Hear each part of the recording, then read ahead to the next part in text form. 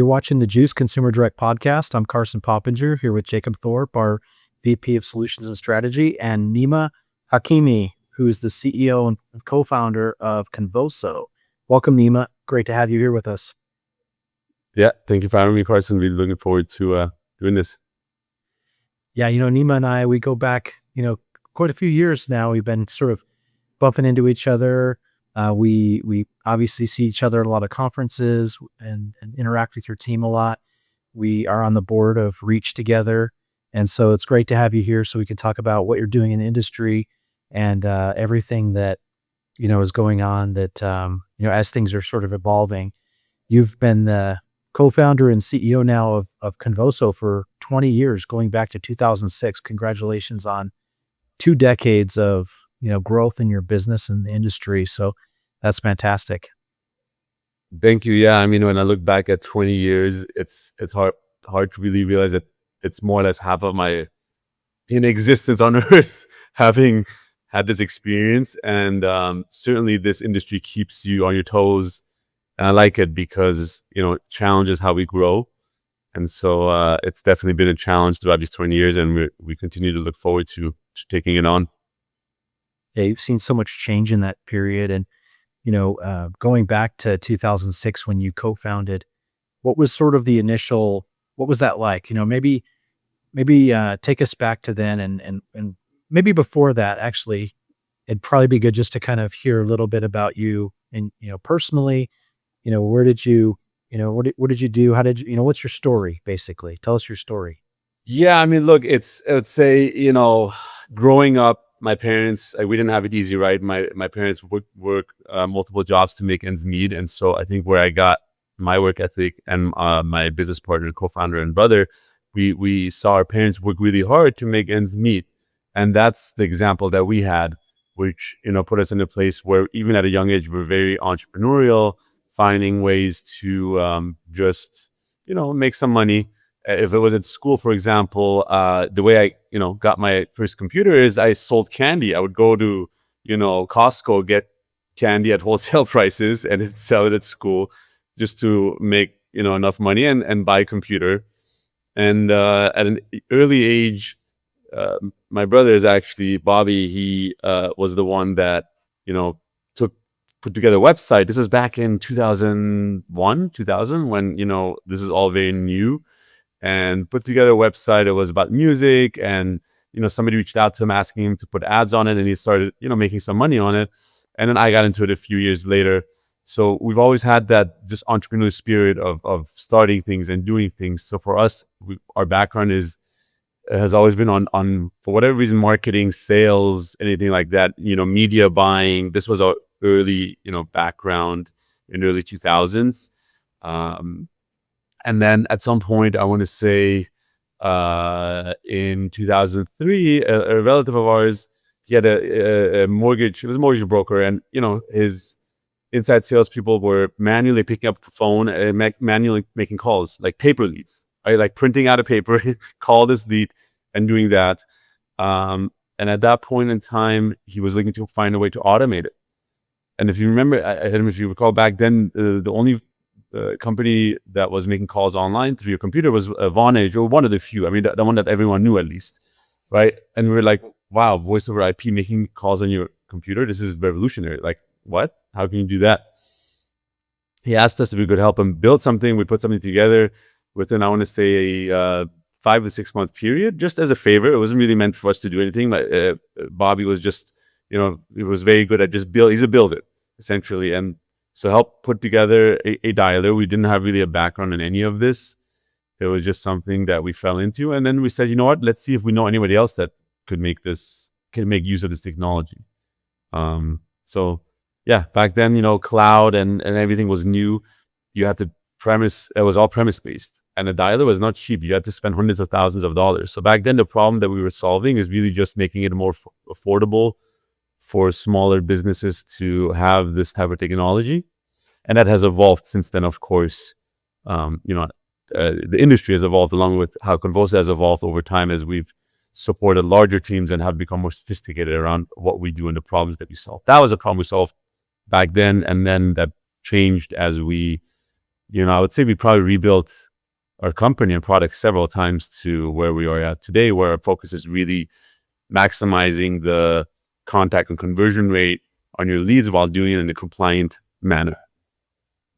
That's awesome. I love the entrepreneurial background. It's sort of your roots, and there's so many people that we talk to who've been successful in starting businesses who sort of came from, humble beginnings, and, they saw their parents work really hard. And, I have a similar story, where my dad worked in his job for, over 30 years, and just sort of, performed the role and function that he did, and helped take us on vacation. We go on road trips and stuff like that. But it was obviously, I see the challenges they went through, and that motivates me to, build the business that we built. And similarly, it's interesting how that sort of grind can motivate you and inspire you to create and do more. I love how you're working with your brother too, and how he's sort of a builder. He's the technology back end. He understands all the systems and integrations and everything like that, and how you get an opportunity to work with your family. And, that's probably, creates cool opportunities and unique challenges as well, I'm sure. And, but you work through it. I similarly work with, my wife's worked with me now for over 10 years, and in the business, and is in meetings with us, and everything like that. So Wow. we try Amazing. not to talk about the business too much, when we're together and we're not You at guys work. do it. We have a hard time. It's like They- they- we're each other. We're talking about work. I'll tell you, they do talk about work. I know, because of the texts that I'll get outside of office hours. I started at Squeeze 11 years ago, and Amy, really built a lot of the tech that we use, and now we've built on top of that. I love that. She was really involved and definitely helped mentor me. She's awesome. And still, like, I would say she's not as involved in the day-to-day, but very much influential in like where we're going as a company still to this day. She's awesome. We have to get her on here sometime. She's never been on the podcast. She's a little shy behind the scenes. She's my left brain. I'm the right brain. That's how we function and work together. And she's a good problem solver. Super technical. I get frustrated. Yeah, very technical. Very Funny, understand as I think systems. about Bobby, we're thinking about Yeah. similar things. Exactly. You Yeah. need both. You need the different. You Totally. complement each other. Sounds like it. Yeah. Well, awesome. Well, you guys have obviously become such a trusted platform in the industry, and really, you've had success in insurance, financial services, home services, and just generally in performance marketing. You've really made a name for yourself out there. And, I think you're tackling the performance aspect, I think, is so critical, because that's how Squeeze has always sort of approached the market as well. We want to outperform, others, not just provide a service or a technology as many companies do. We want to be able to perform at a higher level, and exceed expectations on the conversion rates. And that it's a challenge, because things have been changing. It's like similar to like probably the things that have happened with like search marketing over the last, a couple decades. That's constantly changing. Google changes the algorithm. Now we're seeing that with carriers on the telephony side. There's carrier issues. There's short-term or short call duration delivery issues. There's spam tagging and scam tagging, and trying to limit and prevent calls from being delivered and things like that. And so, with an ever-changing environment, your technology has to be adaptable and has to be, at the forefront of solving those problems. So, I think that's what I think of when I think of Convoso. So, Yeah, as I think about and how things have evolved, right, since we started. When I really think way back 20 years ago, at that point, I think cold lists and a sales genie or something like that, right? We just go and export a list, put in your dialer, call away, right? That was a thing. People did that. Then obviously you had the DNC, which then changed things. So, you went from the cold lists era to, I call it the leads era, where now, you got to get the opt-in, the prior express written consent to call a lead with an auto dialer. which now again also depends on how you look at it and how you read the law, because things have changed even since then. But generally speaking, it went from very, very cold, even you can target the audience, to let's get a lead where somebody is looking for something, right? Get their permission to do that, which then could be a shared lead or an exclusive lead, which has all kinds of challenges now, to where like what I look at now is we're headed into the high intent era. The era of more dials equals more contacts is over. It's been over, but you really are not given a choice anymore right now, where, in the last, I want to say 18 months, telco carriers have gotten much more involved in how they go about calls and, blocking calls. And Stir Shaken obviously was implemented a long time ago, but everybody in that chain now must sign a call, which means everybody's taking responsibility for that call going through, which means more intermediary carriers, the ones in between, because you're not always connecting a call directly to a carrier, right? There's a lot of things going on there. We have routes where we connect the call directly to the carrier, but there's a lot of sophisticated reasons why you may not always do that. And so there's, tightening of that. I want to say like sometime in October of last year, the FCC removed 1,200, voice services providers from the robocall mitigation plan database. So that meant you're not going to be able to make calls anymore.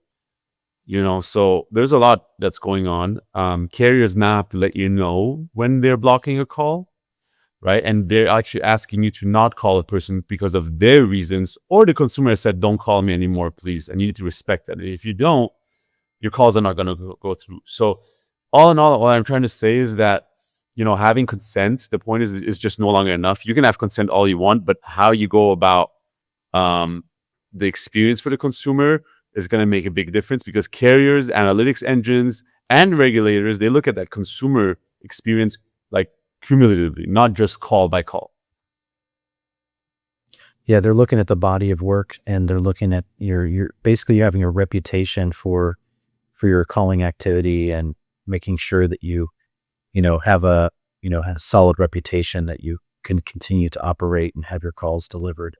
I think that's a good thing for the most part. There's been a lot of, there's an effort right now to limit offshore calls and things like that, and making sure that calls placed to them, within the United States are from U.S. centers and things like that. And if they're not, how do you identify that, and how do you handle delivery? I know Reach has been really active in that conversation and with FCC, and trying to help balance, the need for like low cost support tech calls and things like that you really can't financially, deliver in the United States at the costs that it, for U.S. labor, along with consumers' desire to speak with, people here locally and things like that. So, but I think, it's great to have you on here and just kind of talk about, where things are going. I think, when you look at some of the defining moments of Convoso, like that helped you scale, what are some of those moments that you think of where you realized, okay, you've made it, maybe there's a trigger point where you were grinding and trying to figure out like that next account and things, and when did it click? What was the moment that helped you realize that you had something here that was of need in the market? Yeah, I mean, look, early on, it was just, like any business just starting out, you're trying to just bring any customer you can on board to some extent. And that was happening for the first few years, but it wasn't scaling anymore. Meaning, you had individual users, you had small call centers with a few reps, and you're just trying to satisfy everybody, and they churn and burn. And so we realized, we got to get very clear with who is our ideal customer. I think that's what every business, some more than others, figured out earlier on, but you got to be really clear about who that business is, what are they made of, what are the pain points that they have, so that you can be very good at solving something very specific. Don't be everything to everyone, right? So for us, we determined, it took us again a few years. It's like at some point we're thinking, okay, let's be inbound for customer service, outbound for sales, and just be everything for everybody. But we said, no, we have a certain type of customer, a certain seat size that we're looking at, that also looks at compliance as at the heart of everything that they do. And so as we started to build on that, I mean, we built our platform, I've said the story many times, but 3 times from scratch to get it right. And that's the thing that I want to impart on any business owners, that you got to keep going. One of our core values at Convoso is persist to solve. It means you just don't give up. You find a way to solve the problem. And as long as you keep going, eventually you'll break through. And for us, that breakthrough was when we really looked at all the learnings we had. What did our customers like about what we already did? What they didn't like, right? And we realized very early on, obviously the contact rate is extremely important to them. And compliance is something you have to have in order to not just survive, but thrive as a business and grow. So for us, that was the breakthrough. We rebuilt it, and the focus was how do we get our customers to be successful, and that requires compliance being at the heart of it, with performance, of course. Yeah, I think for anybody has founded or is considering founding a business, persistence is absolutely something you have to have. It's just like a dumb, inability to quit, and an ability to solve problems and figure out solutions. When you come across challenges, you're going to have challenges. You have to be able to figure out how to overcome those. And obviously 2 decades in the industry, you've certainly been able to solve quite a few problems that you've had in scaling, and to get to the point that you're at right now. So I think, when I think about contact centers and the challenges they face, what are some operational challenges that you see contact centers having that are happening right now in the industry? I think one challenge that it's been around for a while is that, operating a contact center requires certainly a solid team behind it. And the smaller operations, even the larger ones, they don't always put the right team in place. What I mean by that is, well, you can have the manager of the call center. You also have the manager of the dialer, right? Who's managing the back end of the system? Because you're spending a lot of money on leads. You're spending a lot of money on your agents and the labor. Wouldn't you want to put the right amount of attention on the system that's the engine, essentially, that's making it all work? So I think the challenge we're seeing is that people aren't always staffing somebody with a good, strong dialer administrator that is running the system. And so that means you're not looking at the data really well. Call blocking, call flagging, and all of that is happening. Everybody's experiencing that, right? But what we're seeing, the challenges are people are not adapting fast enough to understand how you go about making the changes to be able to still do well in this environment, given what's happening. You have to really look at the data. So the challenges we see is people aren't always looking at the data. If they're running the dialer, they're not looking at what's working, what's not working, right? They don't understand the ROI behind their different lead sources. They don't know the CPA by lead source. They don't know it by a sub ID if you're getting lead sources where there's affiliates involved, right? You got to really go at the granular level. And without that, you're operating in the dark, and you're still operating in that. We're just going to keep dialing because that's just what we know has worked in the past. So the biggest challenge is just changing from that mentality to let's be strategic. Let's look at the data. Let's come up with a cadence where we know after how many calls that we've placed on a lead, is there a point of diminishing return? You might get a sale on dial time 40, but at what cost? The cost is you're getting your numbers flagged and blocked. And now guess what? That first call attempt you make on a fresh new lead is not going through, and you lost more than you can ever imagine. So I would say that's the biggest challenge we're seeing. People's mindset is to shift from volume, from quantity to quality, and data, more of a data mindset. Yeah, Jacob, do you have any thoughts on that? I know you're at the forefront of that for us, working with our clients and counts on our call cadences and all the challenges that we face internally. What are some of your thoughts? Yeah, I think that for a lot of our partners, there's kind of 2 pieces to that, right? There's the actual execution of the dial. If the dial is being, branded, what is the presentation? Is it a local DID? Is it, local presence? 1-800. I mean, there's a bunch that happens there, but there's also all the reporting that's required to make those business decisions too. And oftentimes I see companies that have one but not both. So they think that they're doing well, but they don't have the reporting. But then I get a hold of the leads and I can see that there's been 50 dial attempts. And while, their cost metrics look good, they've got their contact rates are really low because they haven't handled things the correct way. And I think having, like, to your point, you need to have both. You need to have the infrastructure to monitor your performance, and then you need to have a system that executes on those strategies well, to really set yourself apart. I've seen some partners make 50 dial attempts on a lead, like I said, and I just don't see a world where that's effective for anybody. And I don't see a world where the customer is happy that they're receiving 50 dials. And I don't see a world where, So from an economics perspective, that makes sense because of the opportunity cost of having your numbers flagged, poor reputation. Carriers are flagging you. That's not a winning proposition to get that one contact.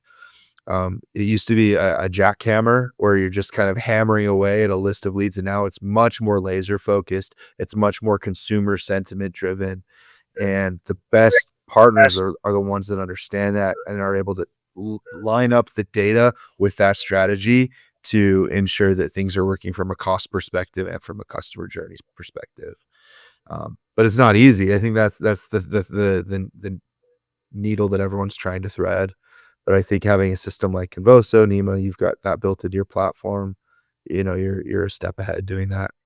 yeah, I mean, look, and not to say that I'm here to talk about Convoso, but what your system and dialer should have the ability to segment the lead quality, like segment them and have different cadences, right? Where you can automatically decide what kind of cadence you want to have based on the quality of leads. If you're lower intent leads, you're not going to want to dial it that many times. You're just going to get flagged, but have different campaigns, different call cadences, where what I always recommend is, obviously, if it's a fresh, brand new lead, the first day, give it a few, like 1, 2, 3 calls, and then taper it off. You don't have to stop calling it completely after like the first week or two, but try again maybe in 2 weeks, then again in 3 weeks, then again 4 weeks. You could set up cadences like that, incorporate texting in there, right? Let the calls ring. Like I can't emphasize this enough that the mentality everybody is having is we want low wait times. We want agents to constantly be taking another call and another call. Well, guess what? If you don't have enough leads to sustain yourself that way, you're just shooting yourself in the foot because you're over dialing in order to bring down that wait time. So what we always recommend our customers to do is either have less agents to work the leads that you have, so you can have that wait time they're looking for, or get more leads. And that's not always easy to do, right? It's easier, both have their own challenges, but being able to let the call ring. So we look at that, not letting you to continue to dial disconnected numbers. We have a way on our back end of when we decide what happens with disconnected numbers, because carriers look at that now. They look at how many of your calls that you're placing are going to disconnected numbers, because clearly there's something off if you're calling too many leads where the number is disconnected. They also look at when the inbound call comes in, like if there's a missed call and you pick up that call and you don't say who you are and who your company is, that also is a signal that you're looking to hide something. So ultimately, it comes down to what is the customer experience that you want to show. And if you're not showing a good experience to the consumer, you get dinged for that. And the ding is your calls will not go through. It'll get blocked. It'll get flagged. So you really want to look at that. And then, number management is a whole new thing, right? The term number management, what does that even mean? A number reputation is one thing, but number management is a whole different ballgame, because how you go about the numbers, the caller IDs that make the calls, and what you do there to not, over dial. And the FCC doesn't like, by the way, you using numbers, and as soon as they get flagged, you take them out, you replace them with a new number. They don't like that. And their NPRM, actually, they're looking at, right? They're proposing making changes to that. And we get it at the same time, the challenges from the customer standpoint of view, what we're seeing is that they're not understanding that you have to, again, behave in a way that is right for the customer. And so number management in terms of what happens when a number gets flagged, right? You should have the ability for your dialer to deprioritize that number, bring it out of rotation automatically, which is what we do at Convoso with Ignite. and then get that number remediated while having other numbers in your platform are still making calls. But what most call centers do today is they're just like, hey, let me get the number out, put a new number. Let me get the number out, put a new number. That's not a good practice. It doesn't work. It used to work maybe 2 years ago, but that also doesn't work anymore. That's a game of whack-a-mole. I know we for one of the strategies that we, have always long talked about internally is the value of a contact. And, but going back to the early days of Squeeze, the big talking point I would have with agents is, we're a sales organization. And if you have a consumer on the phone and you've got the offer for them and you're working through the value proposition and helping get them into the funnel, you're basically measured on your performance on the conversion on contact, right? And there's a dollar value to every contact that we have. And so we monitor that. Just recently, and I've even talked about, it's not, I'm not counting the conversions that you had. I'm actually interested in the conversions that you didn't have, because if there's 50, 100 people working on a project and they're all dialing the same list data sets and they're going to have a similar contact rate and conversion rate across the board, there's going to be some averages, right? And if those agents, if you have a subset of agents that are performing well below the average and you have a subset of agents that are performing well above the average, those agents that are performing below the average, they're costing you money. They're costing you conversions. They're costing opportunity. And just recently, I was talking about this with we built a whole technology layer that all of the data from the dialer feeds into, and we're running all kinds of financial analytics and everything like that now. And, I was like, I want a report that shows the agents that were below average by a certain, standard deviation. There's agents that are below average. If they would have converted at average, how much revenue do we leave on the table? And so we now have a report that we are surfacing to our managers and our supervisors, team leaders to work with those agents, because you can look and say, oh, yesterday on this campaign, we left $1,800 on the table because these agents talked to people that they didn't convert, that they probably should have, based on the averages and based on the contact and conversion rate. So those are things that are I think essential in this day and age, because human performance, is, there's training. You have to have good training. You have to have great incentives, but then you also have to have accountability. Accountability has to go hand in hand with that training and incentive. That's wonderful. I mean, I think look, that's why you guys are where you're at, right? You're looking at it that granular. I mean, you can always go deeper and deeper and deeper and deeper. And that's the bottom line. The deeper you can go with it makes a lot of sense. 100%. It's funny that you should share this, because we looked at this also because some of our customers, what they were looking at, hey, how can I route, the newer leads to the best performing agents? So that's something that we recently worked on, is being able to route it to the best converting agent, let them handle those leads. And then while we're not saying, hey, don't route leads to the lower performing ones, but let them get training, like you said, so they improve. And then automatically the system will route and assign those leads to those agents as well. But that is what you kind of have to do, whether you do it with, the reporting you guys do or any other way, looking at it by agent, looking at it on a deep micro level on the lead, right? There's so much behind the data that tells you a story, that if you can just make those micro decisions, the sum of all parts is what makes Outbound very, very, very successful, even in today's day and age. Yeah, absolutely. I think it's you have to be looking at, you have to be creative, you have to be in the numbers, you have to be looking at the details. That's really fun. Performance lives in the details, for sure. So that's a good tagline. Performance lives in the details. I like that. And so, what are some of the problems that, when you look at Convoso and the solutions that you're offering, what are the primary problems that you're solving today for people in performance marketing? How would you summarize that? Yeah, I think there's 3 buckets. We recently looked at how do we talk about it. There's campaign management, there's number management, and then there's high performance dialing. All right. As we look at the campaign management bucket, when you have leads and you have a large operation and you have more leads, it's how do you effectively engage those leads at scale right? There's a lot of automation that goes behind that in terms of when you decide to redial a lead, when you don't, based on age, based on the outcome of the call, based on, a variety of actions. And so our workflow automation engine will really help automate those manual process, moving leads around from one campaign to another, right? There's a lot of these manual steps that you got to take. So we've built a lot of automation that will manage things on an automated basis in order for the campaigns to be effective. The number management, we talked about it, right? Getting numbers flagged. You don't know which carrier, some flag it, some don't, right? Like they don't know, nobody has visibility. And it's still a black box. So there's no perfect one size fits all solution for this, but everybody's dealing with that. And so that's where we come in and have a dashboard and help you automatically, again, take those numbers that are getting flagged out of rotation and find a way to get. But the high performance style, there's so much to talk about it, because answering machine detection, one of the biggest issues we have, if you're spending $50 on a lead, right?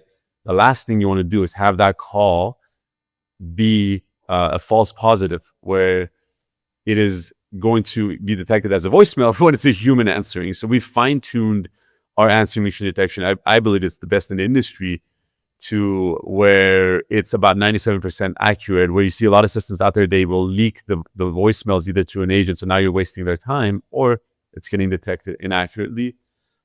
There's the telco carrier side. What nobody knows and what nobody sees is that carriers, they will determine what the outcome of the call was, and they're not always right. They might say, hey, that number was disconnected, or this call was rejected, or it was busy. That's how they classified it. It doesn't mean that was what it was. So we have a lot of AI running in the background that checks, is that really what happened with the outcome of the call, right? To make sure that we're classifying it correctly, so that you on your end as the customer make sure that, if a number wasn't disconnected, you're not going to want to dial a number that's disconnected, right? But if it wasn't disconnected, so there's a lot of like granularity that we look at on a call outcome basis by carrier to make really good decisions. And then, it goes on and on and on. It's the engine itself. Like what we found is in a high volume operation, you have these lulls where the dialer slows down, and then now there's a long wait time if you're using a predictive mode, right? And having that consistent kind of capacity of being able to connect calls is very hard to do when you have a larger operation with 50, 100, 200 people on the phones. So that's a problem that we solved, where we minimize the wait time. And yeah, there's a lot more. There's compliance. I can talk about all that. There's the reassigned number database. That is a thing. You need to scrub your leads against the reassigned number database. Again, if you're calling people who do not want to hear from you, their number doesn't belong to them anymore, they're not going to answer, your numbers will get flagged and blocked, right? There's a lot of that goes under the DNC. There's this mini TCPA rules. So making sure you have that compliance in place of not calling more than 3 times a day, if that's the rule.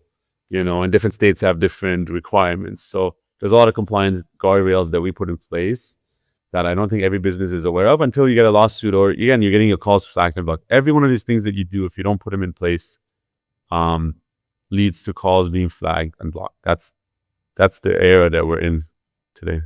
Yeah, the state regulatory environment is really changing. And like I just heard about new regulations coming out from Tennessee, that are going to be unique and different from other state regulations that have existed. And I like your tip on the reassigned number database. I think that's definitely advisable, especially if you're calling through any age data, things like that, or, maybe lower intent, internet type lead data. You've got to be able to make sure you scrub that. You've got to do a litigator scrub. You've got to do a reassigned number database scrub, and you have to be calling consent-based data to, for the first, primarily. So I think those are all great tips and advice. So Nima, I think this has been an awesome episode. We could talk probably about a number of other things. I just wanted to sort of, bring things to a close here and some final thoughts. Jacob, do you have any final thoughts that you want to express here? Yeah, no, I really appreciate your thoughts on kind of the changing landscape of the contact center and the things that separate real efficiency and performance from, things that are inefficient and probably not compliant. I think that if you have a direct sales effort, you need to be deliberate in your approach. You can't hope, spray and pray, hope for the best, Like, you have to be deliberate and understand what you're doing, why you're doing it, and back that up with numbers. And I think, you outlined that great. It's been awesome to, to learn from you and to hear your thoughts on that today. Yeah, no, I really enjoyed it. I want everyone to really take what we've said seriously, be proactive around it, focus on, parting words on all of this is the higher intent the lead is, the better. I know that doesn't always mean it's easy, but spend as much time as you can to go towards higher intent. That is the future. And the faster that every organization can adapt to that, the better you'll be in years to come. Yeah, whatever you'll lack in potentially volume, you'll more than make up for in conversion and revenue from working higher intent lead data, and you'll see such performance gains and improvements and pull through and closed won by working that higher intent record and data, and you don't have to deal with all of the headaches that go along with all the old the old way of doing things. And I think I completely agree. In summary, it's like I think so many people think, and we've had folks that we've helped with their call center services that originally maybe they started off thinking, oh, this isn't that hard.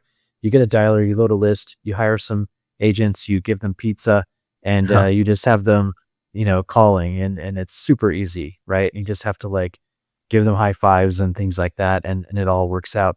But things have gotten very complicated, and it's very technical, and there's secret sauce. There's secret sauce in your platform that you've built that helps mitigate some of these challenges. There's secret sauce that we have in the way that we've set up campaigns and call cadences, and training and monitoring, incentives, accountability, all that we have from the call center side.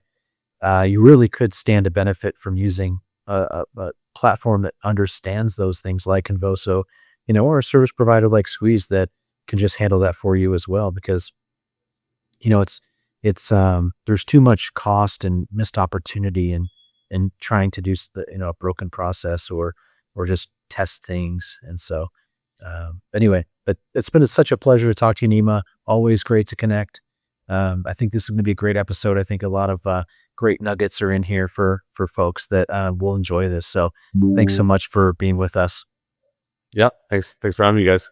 Thanks, Nima. You've been watching the Juice Consumer Direct podcast. Make sure you give us a like and subscribe.